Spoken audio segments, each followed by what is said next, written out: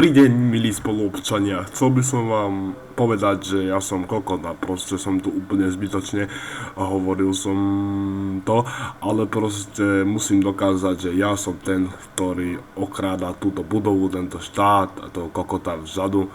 Však.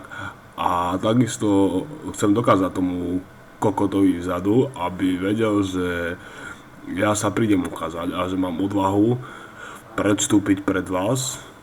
Neviem teraz si spomenúť, čo som tu mal, alebo vlastne nič. Chcel som prejsť k veci, k pointe. Mám takú hlavu ako kokot, lebo krádnem ako gorila vyjebaná.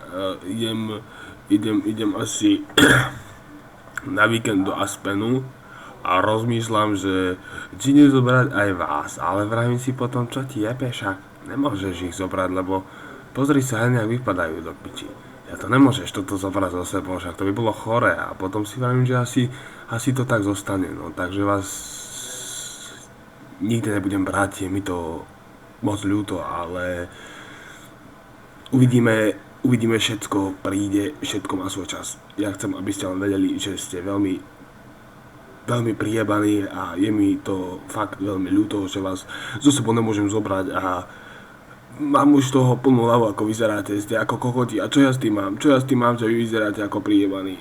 Takže ma nehajte prosím na pokoji a nehajte ma takto postávať ako kokota, lebo ja aj tak za chvíľočku odídem, takže sa na mňa môžete pozerať. To je jediné, čo zostáva. Hen ten kokot vedľa sa smeje ako prijebaný, neviem prečo. Každopádne vyzerá ešte horšie ako vy. A ten kokot vedľa ani nehovorím. To je úplný kokot, ten vzadu. Vidíte, to je úplný buzerant. Škoda rečí.